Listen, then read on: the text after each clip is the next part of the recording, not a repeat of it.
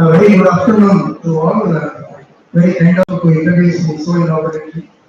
And at the outset, I thank the organizers for giving me this opportunity to share some of my views on the topic of environmental degradation.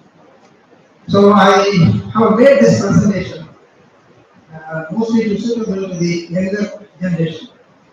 May not be, they may not cherish the elder than my learned colleagues may not cherish it much because they may be knowing all these things. I have made it particularly to the younger generation to open some of the avenues to do research on this or that.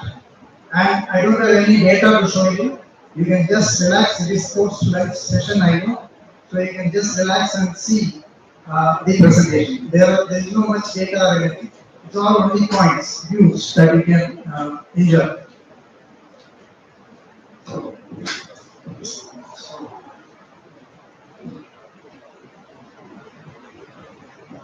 So the outline of my talk. So it focuses on environmental degradation, causes, some of the causes. In fact, I started from the historical events. Dr. Nausher, on the first day, he has mentioned nicely about the Mesopotamia civilization. I will begin with some other civilization to show that how the limited resources of planet Earth has to be used wisely. Otherwise, we will be dragged into trouble. From there, I will begin and then I will try to explain a term called ecological footprint. Then I will go into the Earth Overshoot Day. So we may be very familiar with World Environment Day, World Ozone Day, or that.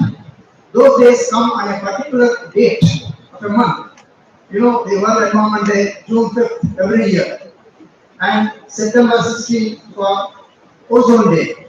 But this Earth Overshoot Day is a dynamic one. It is not a constant day. It comes on different dates of the year, depending on how much we consume based on that. So that we will see, and then we will see what happens when the current business as usual mode of consumption continues. What will happen, that we will see, and finally I will have few slides on way forward. What are the openings? What are the things we should concentrate like that? So I begin with this quote of Hippocrates, the father of modern medicine. He says that if you want to know the health of a population, see the air it breathes. Look at the water it drinks and the space where it lives. That will tell you the health of a community or a population. So the air, water, land, which are absolutely nothing but which surrounds us. Whatever is surrounding us, that's what he means by separately saying air, water, and land. You know, the word, French word environment means surroundings. So exactly environment, which means surroundings. If you look around you, you have two major components surrounding you, living ones and non-living ones, biotic and abiotic ones. But mere presence of biotic and abiotic won't constitute your environment. They are constantly, they interact with each other.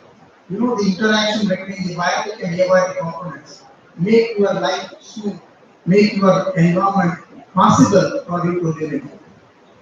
So at a larger perspective, if you see the biosphere, the planet Earth where we live, has major elements of, again, biotic, abiotic nature. We have atmosphere, we have hydrosphere, we have lithosphere, everything, all these components interact continuously with each other. So their interaction, their products, their byproducts make us to live happily on this planet Earth. Right?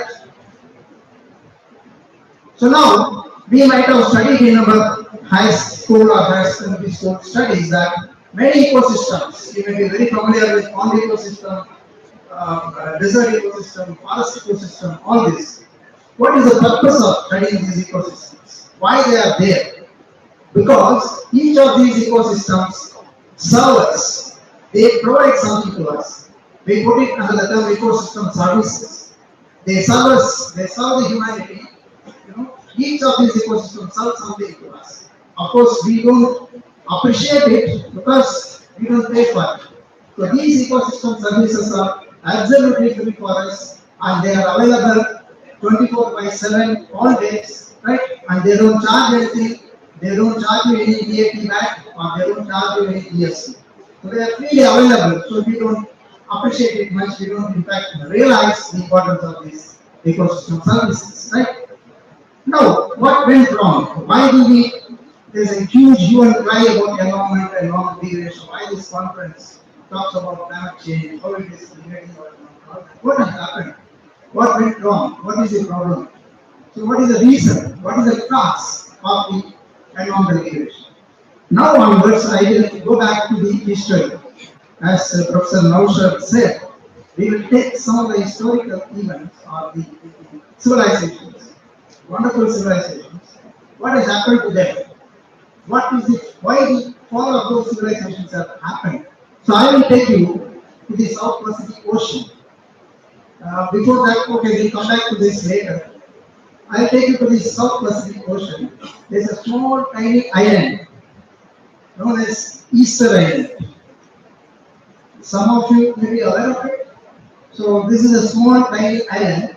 You can reach the same spot when you start walking in the morning. The evening you can come back to the same spot. That is the size of the island. If we zoom a little bit, this island looks like this, like a tortoise, like an animal, right? But I want you to focus on these dots on the coast of this island. You can see some dots, right? These are all, around 997 such dots are there.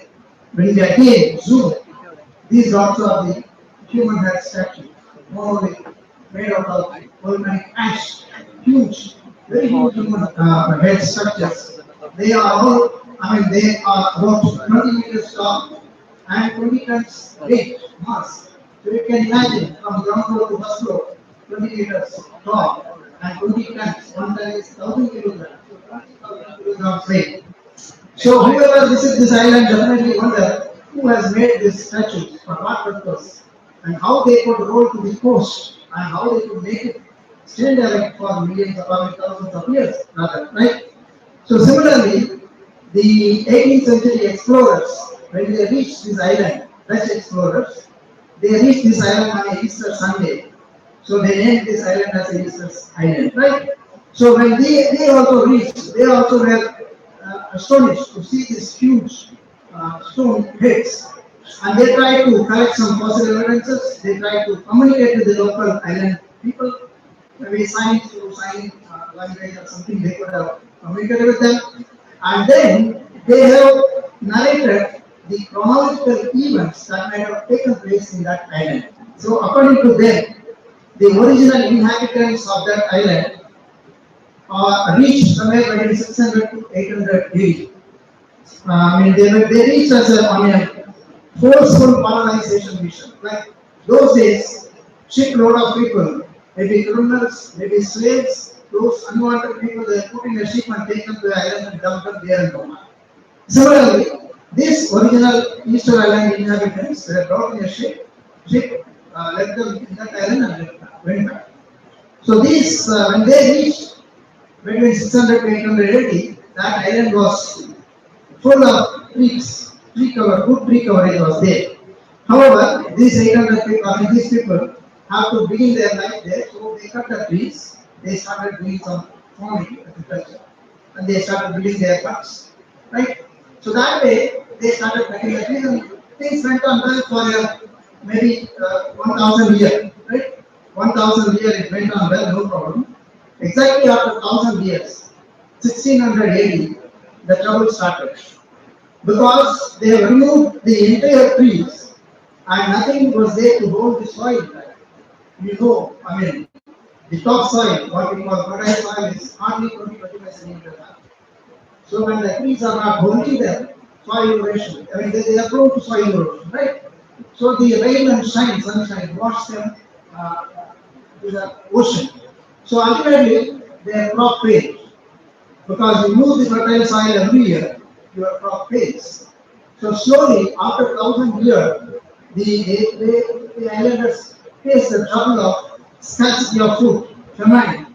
So that has led to an unrest situation. There was a war which broke between the working class and the ruling class, right? So that way, the war went on maybe for 50 years or so. Ultimately, the entire ruling class was wiped out, and the trouble didn't stop at that. Infighting started. So ultimately, the huge population, 1,000 years, the population increased. That population has come down to 300 at the end of the war. Now the remaining people, the few hundred people, thought, enough, we will leave this island and go somewhere and then we'll start a new life. But unfortunately, not even a single piece of food was left in the island. Everything was burned up in the water. They were not able to sail off from the island. That is the sad end of this Easter Islanders story. Now, we have at least three lessons to learn from this story of Easter Island. So these three lessons are the lessons which we have learned from this islanders civilization. One is that when a society fails for the environment, which sustains it. When a society fails for the environment, which sustains it. Number two, when the population increases beyond the carrying capacity of the land and water to provide food to the society. When a society population increases beyond the carrying capacity. The last point is that when the disparity between the haves and have-nots, rich and poor, widens, it ultimately leads to a disaster. So when a society pays for its environment, to care for its environment, and the population goes up, and the war. So ultimately everything leads to the collapse of that civilization and leading to a disaster.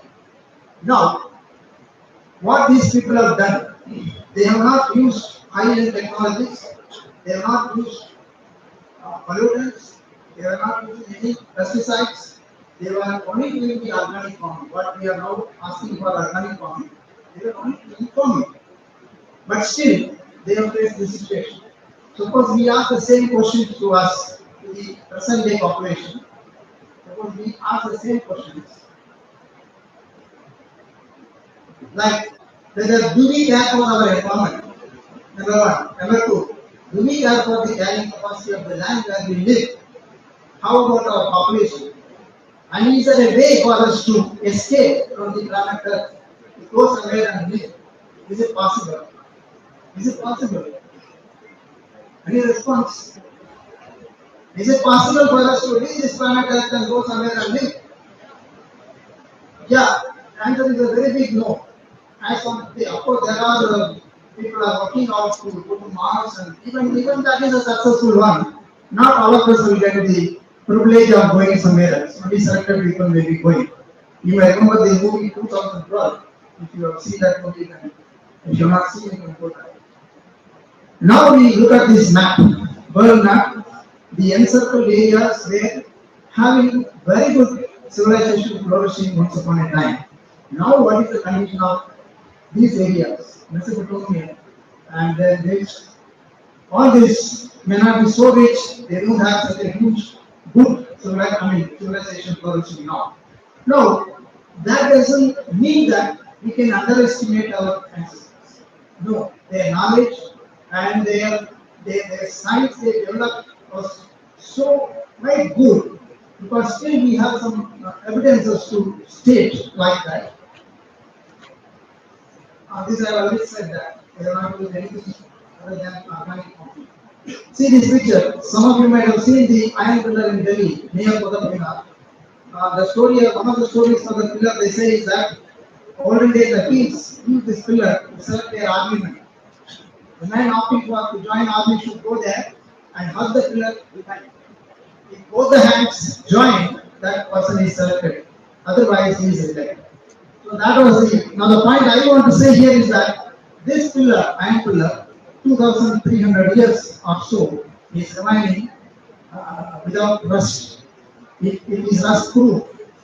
2,300 years or 400 years, it is open. It is open to the sunshine and it is open for the rain. But still it remains rust proof for 2,300 years. Whereas the Eiffel Tower, hardly 80 years, but they are struggling a lot to keep it rust proof. So that is the kind of knowledge, that is the kind of science our ancestors here. But still, something was missing. That is why maybe the fall of these civilizations would have occurred. Now, with this background, now we will go, because you have been hearing for the past 2 days, sustainability, and all that. Now, we are clear, we are sure that we are not living in tune with the nature. Because the technology we develop makes us to change our surroundings, at least in your room. You can adjust the temperature, you can adjust anything you want, light, sound, food, everything. So with the technology you can adjust everything, but still, all of us are suffering because of the environment. That is what you might have learned from past lectures for the past 2 days. Now, what are the areas to be focused? Which are the areas one should work to learn more and to improve more? These are the areas which are listed by the scientists. One is that population explosion. No more we call it as population growth, we call it as an explosion, right? Population explosion. 2, soil degradation. 3, loss of biodiversity. And of course, climate change. I'm not going to talk on all that. I just touch upon the all this little go into the ecological footprint. Please give me a warning bell opportunity. Yeah. So population explosion, we don't call it as growth, it is explosion. Why we call it as explosion? Because the increase is exponential. Arithmetic growth, exponential growth. This is exponential. That means in shorter periods it doubles faster. There used to be a story. A king and an emperor, they were playing once upon a time a game like chess. A king and an emperor. Emperor is a bigger person. So ultimately the king wins the game. So the emperor asks the king, okay, you won me, you won the game, what do you want? I am ready to give you whatever you ask. So the wise king asked him, I don't need much, I need few grains of wheat. So the emperor laughed. But this one I thought he will ask half of my kingdom. But he is asking only 2 grains of wheat. And he calls his ministers and tells, give this fellow whatever he wants. So the king asks, keep 1 grain of wheat in the first square of the board, keep 2 in the second, keep 4 in the third, keep how much? 16. Then next, how much? My younger friends. And 32. 16 into 16. 144? Something like that. Okay, I am not expert in mathematics. So that's how the exponentially, even the whole kingdom's wheat harvested for that year, or whatever stored, could not fill even half of the chessboard. So that is the example often given for exponential growth. It may start in a slower way, but it rapidly grows. That's how our population, you see the graph, all of the human from years, they say around 1800 years, it took to reach 1 billion population. 1 billion. 1800 years. But 1 billion has become 2 billion in hardly 130 years. And 2 has become 3 in 30 years.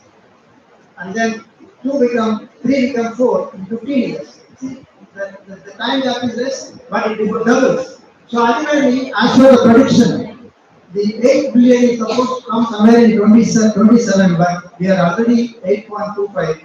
Dr. Abdullah said on the first day in his talk, the world population now is 8.25 billion. The prediction says 2027, but in 2024 itself, we have reached 8 billion, and they say it is going to double 9 billion or 10 billion by 2050. Now the point is, population is growing, but the resources are limited. We have only one planet Earth. We have limited food. We have limited crude oil. We have limited water, right? All these are limited, but our population is going up, and exponentially it is growing. Here, one more point is that it is not merely number. We are not living the lifestyle of our grandfather. Our grandfather lifestyle is different, but our lifestyle is different. So it is not merely number, it is our lifestyle also matters in the case of resource depletion. Right? They live happily with bicycle, but we need 2 or 3 cars. Each house has 2 cars and 2 wheelers, all that. So that is a lifestyle which puts stress on the resources. That's what I mean to say. So it is going up. The resources are limited, but still we are trying to pull like that. Then soil erosion. Soil I told about Easter Island story. Top 25 centimeters maximum is the fertile soil. It supports all our crop. We get our food only from the top 25 centimeters soil. And you know it takes 1,000 years. The weathering, soil formation, soil become fertile, it takes 1,000 years. But Kerala we experience every 6 months when the monsoon comes, or every year monsoon comes, a lot of soil gets washed out. The river streams you find brown in color. They are nothing but the soil. So we are losing the soil through soil erosion very fast, but it may take for Earth to rebuild our fertile soil. It will take 1,000 years. 1,000 years. So you can imagine the trouble which we are not really minding it, but this is going to cause a big trouble later. And biodiversity, that is a variety of flora and fauna which exist on this planet Earth. And as per the classification, as per the identification, they say 1.4 million so far has been identified, classified, listed. That means 14 lakh species. But still, between 5 to 13 million are yet to be identified. We don't know. We are yet to find out 5 to 30 million flora and fauna on this planet which are not known to us. So inadvertently the loss of biodiversity has come. Like before we identify them, the loss of biodiversity has come. At what rate we are losing the biodiversity is given here. 4,000 species annually. For 12 months 4,000. For 1 month how much? For 1 day how much? For 1 hour how much? When you back calculate, it says that every 2 hours we lose one species, either flora or fauna, become extinct. That means after the end of this afternoon session, we will definitely lose 3 species of flora or fauna lost. They will not come back. We lose them. So that is the rate at which the virus loss is happening. Now we go to the ecological footprint. This is nothing but a kind of calculation. How much demand we put on planet Earth, how much water, how much oil, how much food I need to live for 1 year. For that, how much land area is needed to cultivate that food. That is my demand. And the capacity of the land where I live is known as biocapacity. So it is simply demand versus supply. Demand is footprint, supply is biocapacity. When both are going in a balanced way, there is no problem. But our demand goes up, the biocapacity goes down, we will be in trouble. So that is what the ecological footprint calculates. And these are the resources: energy, wood, forest resource, marine resource, all that. Now, the biggest challenge for sustainable development, you might have understood for the past 2 days of lectures, is the overconsumption, over-exploitation. So that is the biggest challenge. Wherever you talk about sustainable development, why it is talking easier than to do. You can talk easily, but it's difficult to do. Why? Because there's a big challenge of overconsumption. So, all these things cause a stress on the resources. That is one part of the story. The other part of the story is that when you consume more, when you produce more, when you use more, you waste more. You spend a lot of waste. That again causes trouble to the planet in the name of pollution, in the name of waste, all these things, emissions, everything. So these are the two sides of a coin. So now I am going to come to the very important part of the lecture. So based on all this, whatever we discussed, there are scientists who work on this and they have published a lot of papers. I have taken one example of one paper. So he says, it has come in 2012, his paper says that we have already crossed all the limits of our resources. The world population in 2010 itself has crossed all the limits of resources available. That means we are running on debt. We are borrowing and doing that kind of stuff. So that is what they say. And for all this, the Gandhiji, our father of nation, has already said that the earth provides enough for everyone's need, but not for anyone's greed. So we are becoming very greedy. That is why we are landing into this trouble. So as a result of this overconsumption, we need resources 150% of what is already there. That means one planet Earth is not sufficient. We need 1.5 planet Earth to fulfill our needs when 2010. Now we are 2025. You can imagine what kind of pressure we put on the resources. So that is what they say that. So this organization measures and they talk about all these things, global footprint network. So graphically it is put like this. So far from 1960 to 2010 itself, we have crossed the limit means by 2010 itself, we were consuming resources equal to 1.5 planet Earth. If you continue business as usual, then you may need 3 planets in 2050. Maybe many of the younger generations will see 2050. So you have to think, it is for you to think how to make 1 planet Earth to 3. You may have to clone it and name it as planet A, B, C. So you need to get resources from 3 planet Earth, otherwise it's difficult, we may perish. Alternatively, if we mend our ways and try to live in tune with nature, we can survive with 1 planet Earth, but that's a big task. That's again subjective. This is a global scenario, but individual countries, lifestyle is different, right? So if a person lives in US, they need 5 planet Earth, not 3. They need 5 planets Earth to fulfill their needs. So lifestyle is like that. Somebody living in Japan needs 3 planet Earth, but for India it is we are not gone up to that, so we are not appearing in this picture.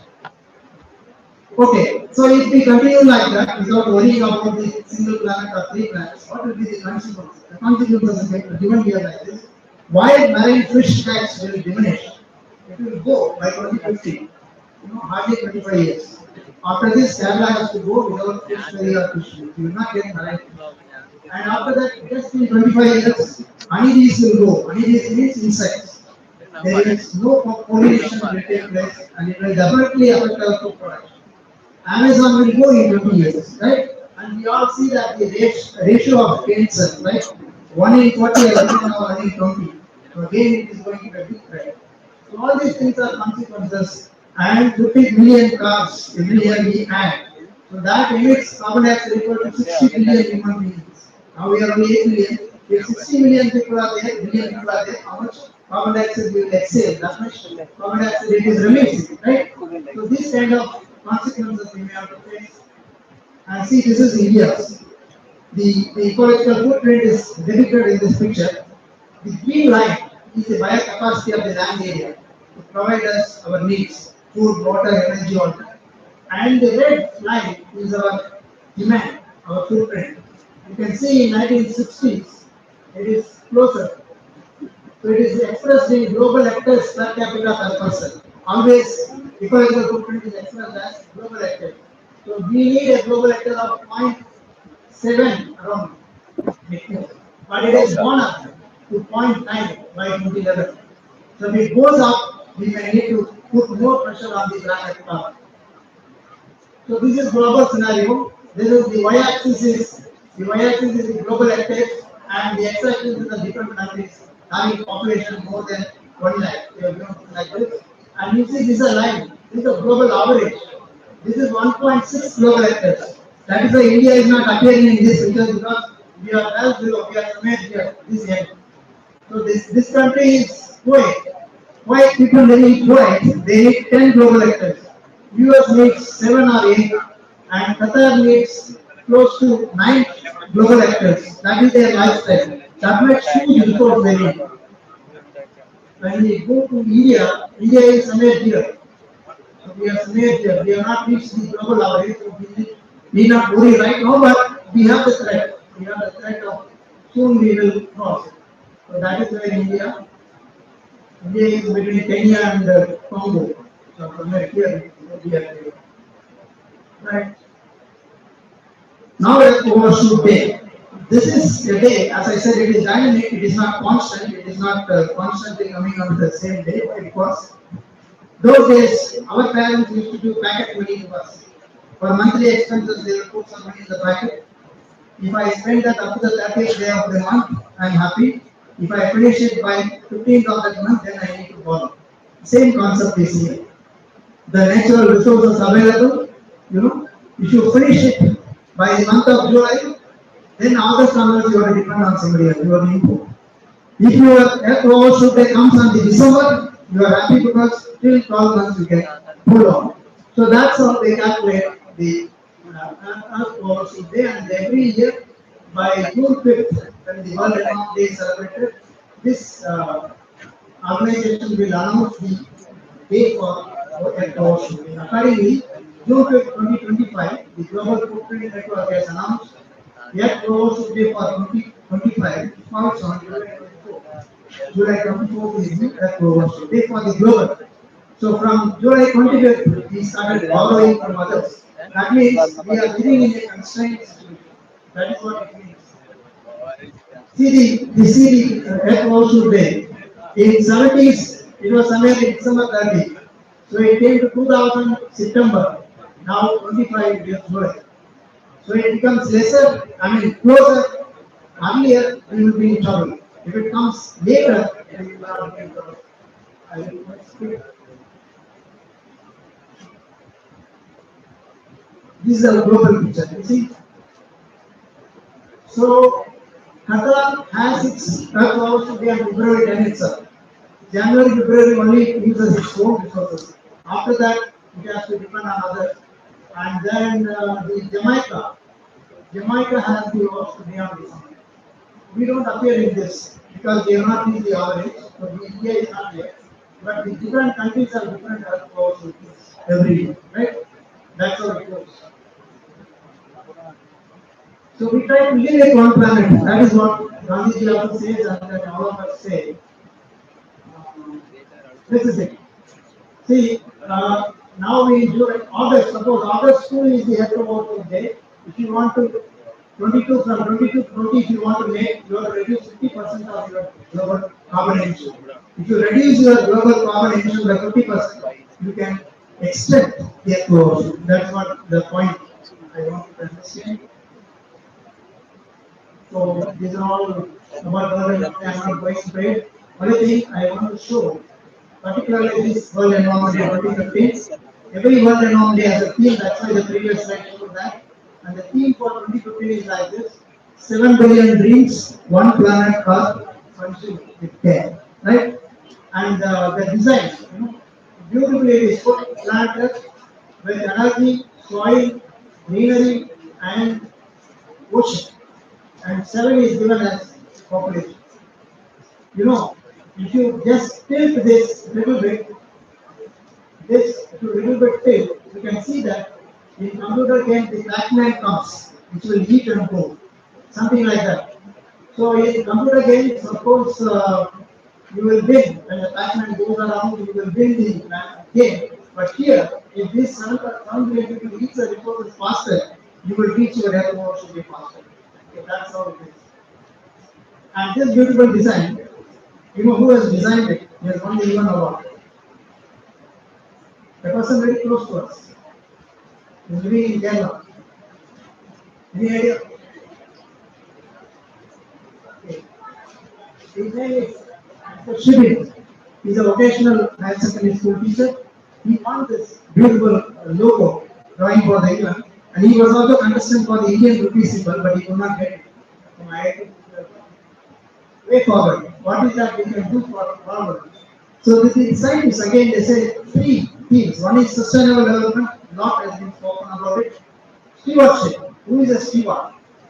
What is stewardship? And then sound science. Sound science is nothing but how this planet Earth works. If you understand that, you can definitely manage the crisis. I'm not going to sustainable development, but this we may be hearing that any project, any development activity, it should be ecologically viable, and it should be economically feasible, and it should be socially acceptable. When these three circles intersect, there lies your sustainable development. Stewardship. Steward is a person who takes care of the property of the owner when in the absence of the owner. And he manages it, maintains it, and he hands over it to the owner when he returns. So that is a steward. You and me are the stewards of this planet Earth. Even Gandhiji has said this that we are not living on a planet that is inherited from our forefathers. It is borrowed from our future generation. So we are all stewards. We are supposed to hand over that same thing to the future generation without damaging it. So that is what is stewardship, and I am not going to sound time because of lack of time. There are so many attempts are being made in the world, around the world. Farming sector also they are introducing permaculture, they are introducing organic farming, precision farming also, and circular economy is coming to in a big way because cradle to grave, that is linear economy. Cradle to cradle, come back, that is circular economy. So that is circular, everything, because nature teaches us cycle. We are studying about carbon cycle, hydrogen cycle. So everything nature taught us is cycling. Nothing linear. We are only buying something, using it and doing it. But nature says that you recycle it, you cycle it. So whenever you go circular economy, there is one of the very important ways you can manage the crisis. Industrial sector of the economic things, it may be about the extended producer responsibility, all these come under this.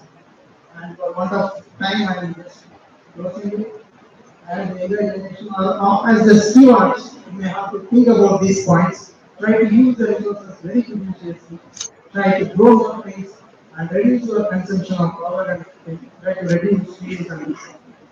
I think with this, think globally, act locally. The problems may be global, solutions can be local. But try for it. And remember these equations. 8 plus 1 is equal to C square. 8 billion people, 1 planet Earth, 1 gene today. Right? I think with this, it's very fragile, handle with care. Thank you so much.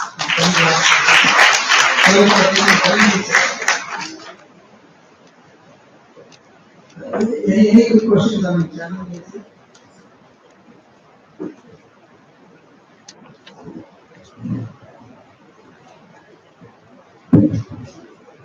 Thank you, Professor, so much. That was a very insightful and very clear presentation.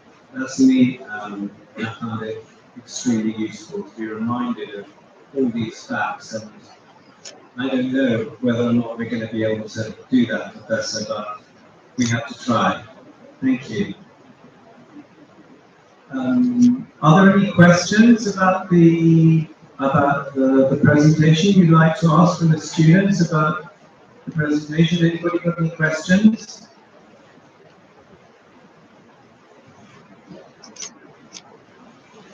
No? You understood very well or you didn't get anything? One of these two things. So now you just have to act. You've got no questions, you understood everything. Yes, please. Thank you, Professor, for your really good and understandable presentation. My question is to forward it organic farming, if I'm not mistaken. But look, we are living in the world of going into clearing with the forestry to get fresh land for cultivation, and at the same time to get yield, good yield, we are using chemicals. Unless otherwise it's impossible. And the population is increasing. Organic farming means using no chemical, no fertilizer. How this is possible? Thank you. Yeah, good question. Actually, I had some presentation on that. I'm not showing it. What some of the books say is that India is hungry for 200 years. India is hungry for 200 years. That means per capita yield of crops is hardly 180 kilograms per year now currently. But if you look 1,000 years back, earlier, or a few hundred years back, the yield was 2.5 tons. At that time, no fertilizer, no pesticide, no machineries in the field. Everything was manual and cattle. You know, the farmer will, my house had 10 cattle that time, when I was saying, now nothing. So the farmer will have cattle, they will use that kind of flowing with that cattle and that device, and the cattle dung is useless. So they do that, soil health was very good. They got yield like 2.5 tons, correct? Now only we get 150 kilograms per hectare. See the difference. We are putting a lot of inputs. I was discussing with one of my colleagues. The farmers, they think that, some of them think that they put more fertilizer, they will get more yield. Wrong. It goes into the salinity of the soil, it increases. soil becomes saline, you put more fertilizer or policies. 40 years back, my father was a farmer. He used to apply for agricultural loan. The government will give loan, but 40% of it they will give us fertilizers and pesticides. So 100 rupees is a loan, 40 rupees equal to fertilizer and pesticides. So what they will do, they will go and take it and dump it. You know, the policies also to change. You are very correct. By growing organic farming, we may not be able to meet the need of today in terms of monetary benefits, but you have the ecology, you have the ecosystem services that will protect you. There are, I don't have the time, there are pictures. Organic farming is being done in India and worldwide. There are maps showing how much percent of land is they are doing organic farming. How many of them are doing permaculture without tilling the land? Permaculture. It is there. People are trying to improve that. And the precision farming. You don't have to irrigate the entire land. You have the drip irrigation. Precisely you give water. Precisely you give everything. So that you reduce the inputs, you reduce the soil getting polluted with the chemicals, right? So that kind of attempts are being made. Let us hope. I mean, as I said in the beginning, it is easier to say than to be done. Easier said than done. These things. But somehow we have to try. We have to try to bring in awareness. We have to try to do it in multiple angles to live in tune with nature. Otherwise, we are going to make a big disaster soon. Can I say something as well? Yes. Also on that, it's the fact that you probably know, I'm sure you know this, Professor, and I'll repeat it for the audience, people that don't know. But it's a fact that 30% of all food that is produced is wasted. Now, we are wasting food. Farmers cannot earn enough money to produce food because the food that is in us is the food system makes food far too cheap, which means that we are not valuing food. We have to value food. We have to value farmers. We have to stop wasting. And that way, we will have enough food for everyone without having to resort to the terrible genetically modified crops that are being proposed left, right, and centre. We need to stick to nature. We need to stop waste.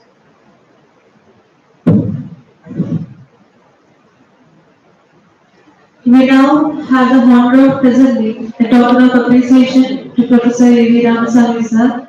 I request Dr. J.P. Graham, chair of the session, to kindly present the